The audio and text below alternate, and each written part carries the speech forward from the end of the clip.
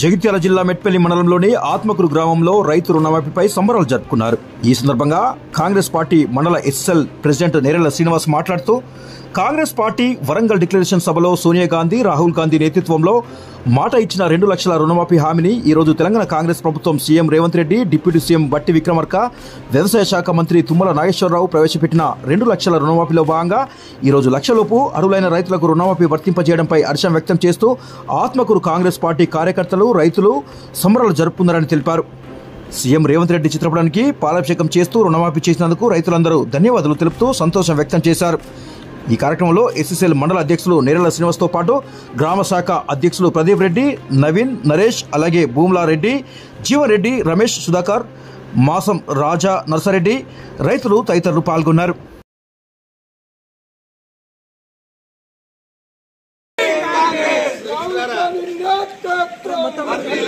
మాట ఇచ్చిన ప్రకారంగా పెద్దలు రాహుల్ గాంధీ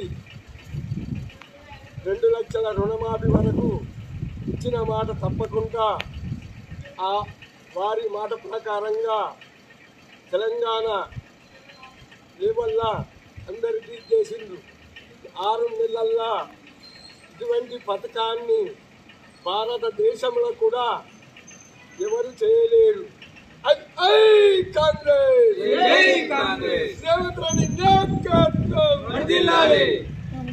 వరంగల్ డిక్లరేషన్ బహిరంగ సభలో శ్రీమతి సోనియా గాంధీ, అలాగే రాహుల్ గాంధీ గారి నాయకత్వంలో 2 లక్షల రుణమాఫీ ఈరోజు రేవంత్ రెడ్డి గారి ఆధ్వర్యంలో గౌరవ ముఖ్యమంత్రి, అట్లాగే మన వ్యవసాయ శాఖ మంత్రివర్యులు తుమ్మల నాగేశ్వరరావు గారు, అలాగే డిప్యూటీ స్పీకర్ బట్టి విక్రమ గారి ఆధ్వర్యంలో ఈరోజు ఏదైతే ₹1,00,000 లోపు ఉన్న వారికి ఈరోజు రుణమాఫీ చేయడం జరిగింది. అట్లాగే ఏదైతే ఇప్పుడు ఆగస్టు 15 వరకు 2 లక్షల పూర్తి రుణమాఫీ అర్హులందరికీ ఏకకాలంలో చేయడం జరుగుతుంది.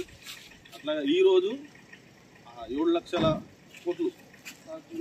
కోట్లు ఈరోజు ఈ ఆగస్టు 15 వరకు పూర్తి ఏకకాలంలో 2 లక్షల వరకు పూర్తిస్థాయిగా రుణమాఫీ చేయడం జరుగుతుంది.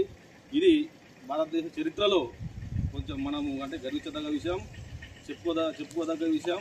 ఇంకోటి, ఈ రాష్ట్ర ప్రభుత్వం ఏదైతే ఈ 8 నెలల రేవంత్ రెడ్డి గారి నాయకత్వంలో ఏర్పడినటువంటి ఈ ప్రభుత్వం ఒక తెలంగాణ మోడల్గా ఈ మన భారతదేశంలో గర్వించదగ్గ, చెప్పుకోదగ్గ విషయంగా ఈ రైతులందరూ ఈరోజు ఈ రుణమాఫీ విషయంలో పండుగ వాతావరణం నెలకొల్పడం జరిపింది.